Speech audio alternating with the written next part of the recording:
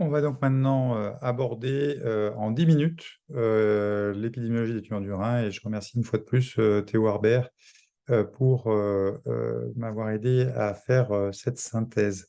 Alors, qu'est-ce qu'il faut retenir sur l'épidémiologie des tumeurs du rein? Eh bien, tout d'abord que c'est un cancer dont le programme, dont l'épidémiologie est évidemment euh, au programme. Vous voyez un petit peu les détails sur à la fois l'épidémiologie générale et également un focus particulier sur les facteurs de risque et vous allez comprendre pourquoi assez vite. Alors, en ce qui concerne l'épidémiologie, il n'y a pas de choses extraordinaires. Je dirais que c'est effectivement un cancer qui est en croissance, même si on connaît mal les facteurs qui peuvent l'expliquer. C'est le sixième cancer en termes de fréquence par rapport à tous les cancers hommes et femmes confondus. Il est responsable d'un nombre de décès qui n'est pas négligeable. Ce qu'il faut retenir, c'est que c'est une découverte qui est assez souvent fortuite lors d'examens d'imagerie divers et qu'on a seulement 10 à 20% de formes d'emblée métastatique. Donc, dès qu'on fait le diagnostic d'une tumeur du rein, il faut aller assez vite sur le bilan pour savoir dans quelle catégorie on se retrouve, puisque si la forme est métastatique, les chances de guérison sont évidemment beaucoup plus réduites que si on peut le diagnostiquer à une forme localisée. Alors, les facteurs de risque, quels sont-ils? Eh bien, il y en a quatre grandes catégories, hein. Les constitutionnels, c'est-à-dire ceux sur lesquels on ne peut pas tellement agir, les comorbidités, les facteurs environnementaux, les facteurs génétiques. En ce qui concerne les constitutionnels, ce qu'il faut retenir, c'est que les hommes sont plus touchés que les femmes, 1,5 hommes pour une femme, et que on est plutôt sur un pic du sujet dans le début du troisième âge, on va dire, entre 60 et 70 ans. Donc ça, c'est le cas standard, c'est celui qu'on a pu vous montrer dans le cas clinique.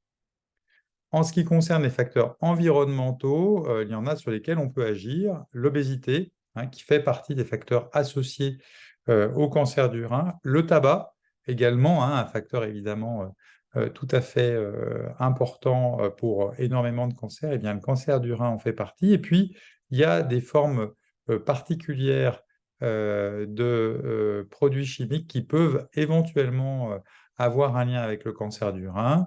Et donc, dans certains métiers, pressing, la sidérurgie, des métiers qui sont au contact du trichloroéthylène, eh bien, il y a ce risque particulier du cancer du rein. Il y a d'autres facteurs de risque, l'hypertension artérielle et surtout l'insuffisance rénale chronique, notamment chez les patients transplantés rénaux. Il faut continuer à bien surveiller les reins natifs, car on a ce risque de tumeurs du rein qui, évidemment, dans un contexte de de traitement immunosuppresseur, pourrait poser des problèmes particuliers. Alors, la forme génétique, c'est une forme qui est particulièrement intéressante, même si elle n'est pas, je dirais, extraordinairement fréquente. Il faut savoir y penser, notamment chez des gens jeunes ou lorsque vous découvrez que plusieurs patients de la même famille ont une tumeur du rein. Et donc, éventuellement, conseiller au reste de la famille de faire une consultation en oncogénétique. Et on a là, dans le cancer du rein, des gènes identifiés, comme par exemple le gène du Fol-Lipon-Lindo.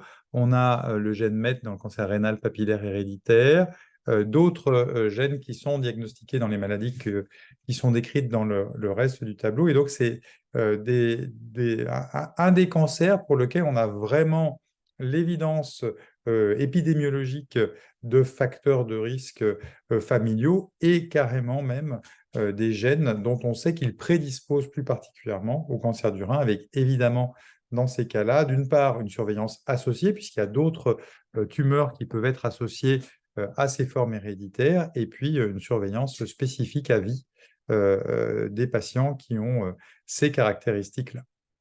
En ce qui concerne l'histologie, donc ça fait partie du programme, et il y a deux grandes catégories de cancers. Le plus souvent, quand on a une tumeur solide du rein, malheureusement, c'est une tumeur qui a toutes les chances d'être une tumeur maligne. Et quand on a une tumeur solide du rein, on ne vous a pas mis dans les diapositives ici la tumeur des voies excrétrices, hein, une tumeur du rein, par définition, on considère que c'est une tumeur du parenchyme rénal, mais ça fait partie parfois des pièges diagnostiques et donc on associe également les tumeurs de la voie excrétrice aux tumeurs malignes du haut appareil. Mais là, si on parle d'une tumeur du parenchyme rénal, comme vous la voyez identifiée là, bah, on peut suspecter initialement une tumeur maligne. Donc 80% des cas, et le plus souvent, c'est un carcinome à cellules claires. Il y a également les carcinomes tubulopapillaires, les carcinomes chromophobes. Dans le livre du collège, on ne cite pas d'autres tumeurs malignes. Évidemment qu'il peut y avoir des métastases du rein, évidemment qu'il peut y avoir des localisations d'autres tumeurs, comme par exemple les lymphomes, mais pour ce qui concerne l'enseignement du collège d'urologie, c'est uniquement ces tumeurs qui ont été citées et qui sont indiquées même carrément très précisément dans les éléments qui sont demandés. Donc, c'est la raison pour laquelle on s'est concentré dans notre tableau sur ces éléments-là.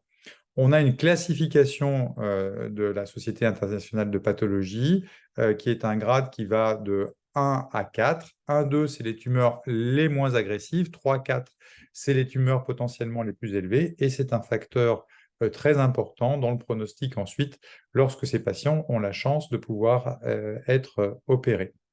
En ce qui concerne les tumeurs bénignes, on a deux grandes catégories. Donc là, on vous a montré deux cas caricaturaux, l'oncocytome, mais la tumeur la plus fréquente, c'est l'angiomyolipome. Angio-vaisseau, myo-muscle, lipome gras. En fait, ces trois caractéristiques sont assez faciles à retrouver sur des lésions relativement volumineuses, ce qui fait qu'aujourd'hui, c'est quand même assez rare qu'on soit amené à faire une chirurgie d'un angiomyolipome et de le prendre, entre guillemets, pour une tumeur maligne. C'est parfois sur des petites lésions, pas si simple que ça, de faire la distinction. La prédominance de l'angiomyolipome est plutôt féminine. Il y a des maladies qui peuvent être associées avec des angiomyolipomes, notamment la sclérose tubéreuse de Bourneville, qui atteint également d'autres organes. Et puis, cette fameuse densité graisseuse qui est la plus importante, mais il peut y avoir des complications des angiomyolipomes lorsqu'ils atteignent un certain volume, et là, il peut y avoir une indication éventuellement à des traitements du fait du risque de saignement, même si aujourd'hui, le plus souvent, on propose des traitements mini-invasifs pour ce genre de problème. L'oncocytome, c'est une tumeur qui est beaucoup plus rare avec cette nécrose centrale que vous voyez au centre de la tumeur-là, qui permet en général de faire le diagnostic sans avoir besoin d'opérer les patients. Donc voilà les grands types de tumeurs rénales que vous pouvez être amené à rencontrer. En tout cas, la totalité des tumeurs rénales qu'on vous demande de connaître pour le CN. Je vous remercie de votre attention.